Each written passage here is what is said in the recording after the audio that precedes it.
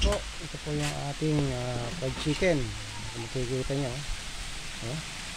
Yan. Ang ganda ng texture niya, oh. Ito, oh.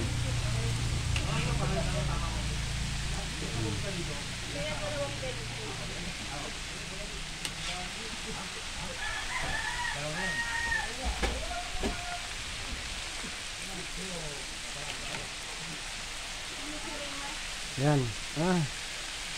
Sa mga nagtatanong po dyan, yung bakit daw dito matagal yung crispiness ng manok nila, mali kasi yung temperature nyo. Mali kasi. Dapat yung temperature nyo po, i-maintain nyo sa 160 to 155. Okay? Or 165. Dapat i-maintain nyo po yun. Para, kasi kung wala sa tamang temperature po yan, i-absorb lang po ng manok yung oil. Yun ang magkukos kung bakit hindi madaling mawala yung crispiness ng manok natin, kasi yung ating breeding mix po ay perfect na po yan. So pero kung hindi tama yung pakakaluto nyo, ay talagang hindi tatagal yung crispiness nya. Yan po, kahit magdamag po yan, kahit wala yun sa warmer, ay tatagal po ang crispiness po nyan.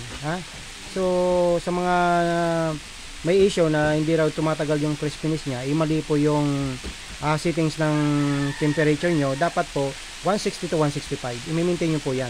Okay lang na bumaba ng 155, huwag lang below 140, mga ganyan. Talagang i-absorb lang yung oil ng manok. So mangyayari nyan, yung juice o yung moisture na galing sa manok ay magkukos ng madaling pagka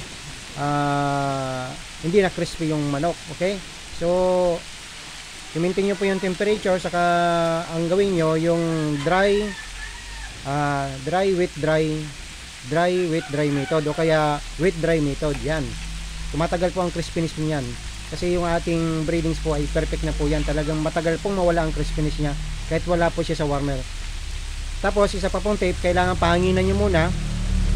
Kung pwede, tutok nyo muna ng mga 3 minutes sa electric fan bago nyo ipasok sa food cabinet nyo, okay, sa warmer.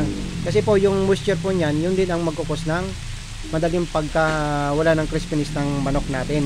Okay, so napakadali lang po gawin yung ating method na pre-provide natin sa inyo. Nandun po yung step by step. So basahin nyo po ng maigi, sundin ng tama para talagang makuha nyo yung tamang proseso ng pagputrito ng ating manok.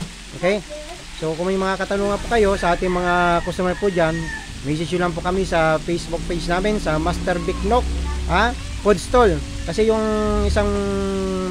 isa po namin na Facebook page ay nahack na po yon, yung mga nasa 800 plus na subscribers.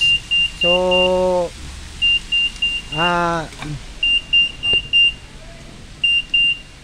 kailangan po talaga masunod yung tamang temperature, tamang proseso sa ating pagluluto ng ating manok. Okay, so ito yung po, pwede na natin ngawunin to. Ay, another 1 minute pala, kasi may nakakita kung medyo malaki-laki kasi yung iwan nito. Okay, ganun lang po kasimple. Okay, so kung may mga katanungan po kayo, just leave your comment below, i-message nyo po kami. At andito po kami para sagutin ang inyong mga concern o katanungan po. Maraming salamat. God bless po.